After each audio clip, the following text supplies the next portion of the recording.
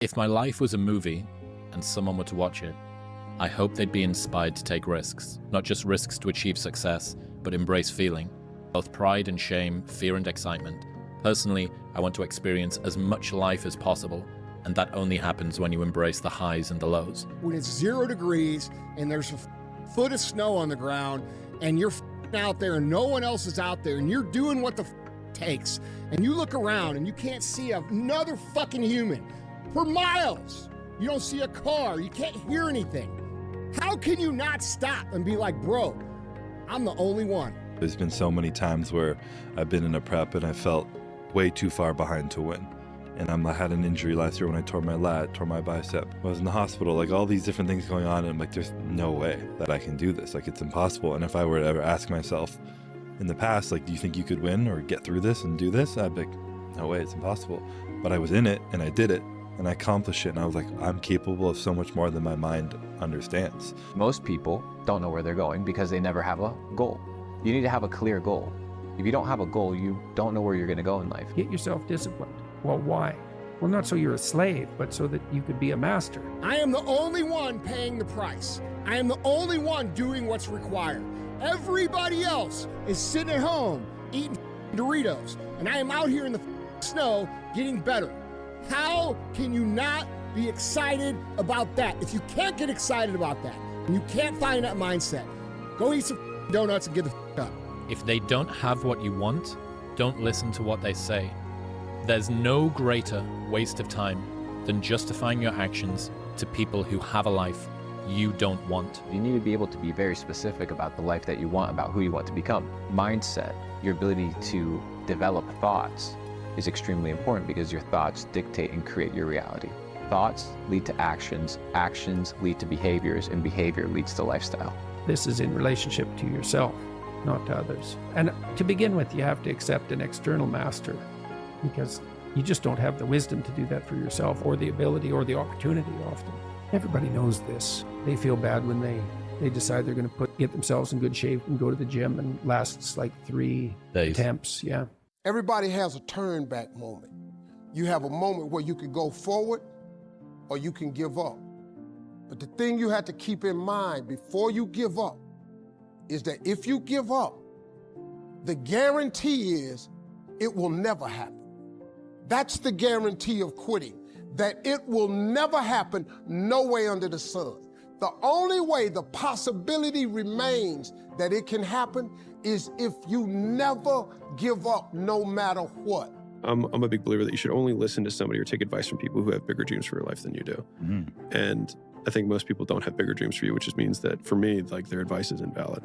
I think that, like, in the dark times that you will inevitably have in life, like, having someone who believes in you is just everything. It can be everything. You can have what you want in 5 years, but there's 2 conditions. You have to know what it is, and you have to aim at it. If you don't fail, you're not even trying. I'll say it again. If you don't fail, you're not even trying. My wife told me this great expression. To get something you never had, you have to do something you never did. When you get out of bed, or you want to get out of bed, there's all these individuals that are lined up next to that bed. There's fear, there's doubt, there's compassion, there's hatred, there's excellence, there's sorrowness, there's excuses, and they all have their hands out. And then you get to choose every single day who gets a vote. It's your decision. And most times, many individuals make their decisions with their feelings. And when you have to make those decisions with your mind. You're afraid that if you put your heart and soul into it and you fail, then how are you going to feel about yourself, right? So being fearless means putting yourself out there and going for it. No matter what, go for it. Not for anybody else, but for yourself. Fear is my friend. I love fear. Fear allows me to reach my highest potential. The fear of failing is an illusion.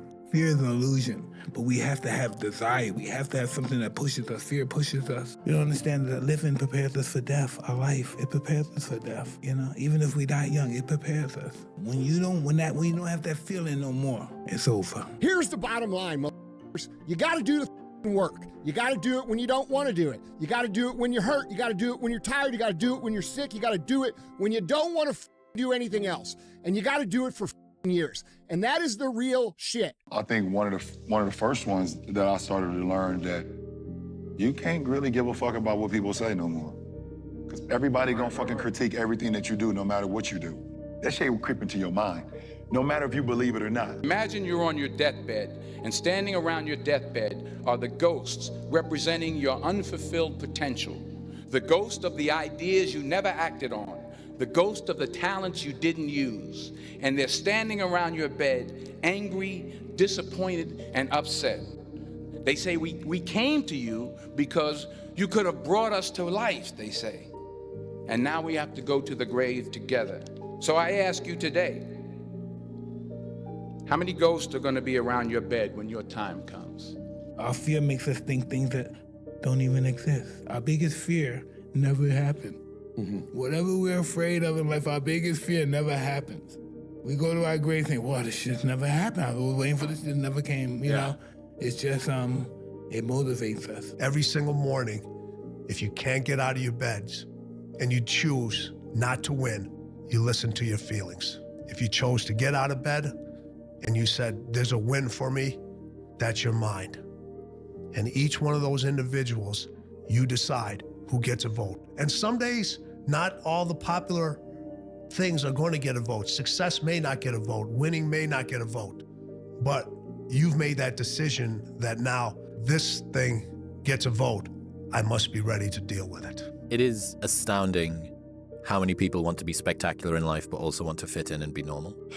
Like, by being normal, you are, by definition, aiming for average. Normal people get normal results. Weird people get weird results. You literally can't do what everyone else does and not expect to get what everyone else has. By doing what everyone else does, you guarantee average results. It's so much easier to figure out who you're not. And if you start eliminating the who I'm not, by sheer mathematics, you end up moving toward who more of what feeds you and who you are. And it's a hell of a lot easier thing to go, how can I get rid of some bullshit in my life, than it is to go, well, how do I go to my true self? What I see today is that everything's possible in this world for those who don't quit on themselves or their dreams. I've learned to reach higher and higher with our dreams, to become more ridiculous with our dreams, because they're all possible. You will never succeed more than you fail. That's not how it works. You know why? Because failure is a wonderful teacher. It's the only way to learn. You have to fail. Failure is a part of the process to becoming successful. They write about when you make it. So guess what? When you get through failing, all you gotta do is make one. whatever game you play in life, sometimes you're going to lose. A point, a match, a season, a job. It's a roller coaster with many ups and downs. And it's natural when you're down to doubt yourself and to feel sorry for yourself. And by the way, your opponents have self-doubt too.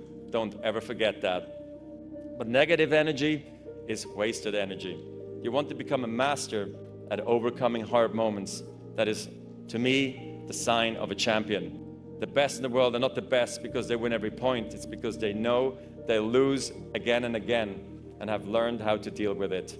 You accept it, cry it out if you need to, and then force a smile. I think the best way to prove your value is to work, is to learn, is to absorb, to be a sponge. But you always want to outwork your potential. You know, as hard as you believe you can work harder than that. Once you know better, you gotta almost do better. Once you see it, you can't unsee it. And I refuse to ignore it. I refuse to see it an opportunity that I had to change things and act like it didn't exist. You grow in proportion to the weight you take on voluntarily. And it's also true that we have no idea what the upper limit to that is. People can do remarkable things, and there are inevitably people who took on remarkable burdens. And because they did that, their development was forced by necessity. They were forced by necessity to grow beyond what they were. And who knows what the limit to that is? Everyone thinks you're crazy until it works. You always have to be the person who roots for you before everyone else does. And it's usually a single clap in the auditorium for a very long period of time. It is a slow clap that's just you rooting for you. Don't do things just because you think you're going to get something for it. That's not why we do things. Yeah. Do what's interesting to you. Follow what's interesting.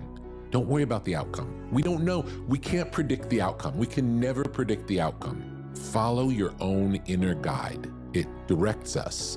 It might not make sense. Might not make sense to us. Might not make sense to anyone else. Certainly won't make sense to anyone else. But it might not even make sense to us. And that's okay. It's fine. Listen to yourself. Why is it telling you this? I think God wants me to be the best possible version of myself. I think that God dislikes people who are lazy. I said this to somebody once and he got very offended. I said, God doesn't like lazy people. God has created you and he wants to see the absolute best you can be. I think that if you don't take care of yourself, God has no interest in taking care of you. If you have a Ferrari on the drive and you don't take care of it, who's going to take care of it? Nobody. Don't ever be ashamed of anything you've done in your life. Face it, fix it, make it better. We are humans. But then again, if you always think that we're humans, you will always just be a human and always make the same fucking mistakes. You must take this knowledge that you learn from all this shit is knowledge. So I'm just trying to give people that strength to go in the archives of your life. Because while you're probably fucked up, it's probably something happened to you in your life. Go through the archives, dig it up, study it, and then use it for yourself. Do you actually want to do this or not? Do you actually want to do this or not? Because if you actually want to do it, what's going to stop you? Nothing. And if you don't really want to do it, what's going to stop you? Just about anything that comes up. Just about any obstacle that gets in your way becomes an excuse. It becomes a reason. It becomes a rationale for not proceeding down that path. If you could be everything you could be, you have to voluntarily take on the weight of the worst life has to offer, including the depths of malevolence itself. How are you going to adapt to a situation you won't even admit to? Well, so how could it be otherwise than for you to become everything that you could be, you have to embrace all of the catastrophes that life has to offer. Like, how could it be other than that? You're going to hide? You're going to pretend? How's that going to work? No one thinks that'll work. If you want to be a good leader, you have to understand human nature. And the places where human nature reveals itself most clearly are times of extreme sorrow, pain, suffering, and inhumanity. The Mamba mentality simply means trying to be the best version of yourself. That's what the mentality means. It means every day, you're trying to become better. And it's a constant quest. It's an infinite quest. I think that taking care of yourself and being the best possible version of yourself you can be is how you please God. I think that's one of the best ways to praise him, is to wake up every day and say, I need to be the strongest, smartest, fastest, most fearsome, most stoic, most capable man I can possibly be. This is how I please God. I don't believe you can become the most famous man on the planet calling yourself the top G without the universe testing if you're really about it. I don't think you're going to get to a point where the universe, whatever you want to call it, is going to say, is he really the top G? Yeah. And you're going to have to prove it. If you walk through life and say, I'm made of iron, I'm Mr. Tough Guy, sooner or later someone's going to check you and find out if you are or not. There's a story in the Bible where Solomon is dreaming. He goes into dream state, and God comes to him in dream state, and he says, anything that you want, I will give you. You want wealth? I'll give you wealth. I'll make you the richest man. If you want kingdoms, I'll give you the kingdoms. Tell me whatever it is that you want, and I'll give it to you. And Solomon didn't ask for riches, didn't ask for kingdoms. He asked for one thing. He said, give me wisdom. And God gave him wisdom. After that, the riches came, the kingdoms came, and every other thing that comes with it. So as I read that, I sat there and I was like, God, give me wisdom. I don't know what it looks like. I don't know what this means, but give me wisdom and allow me to be a person that makes decisions, not out of spontaneity, not out of reactiveness or out of emotion, but out of a state of mind in which I can be wise.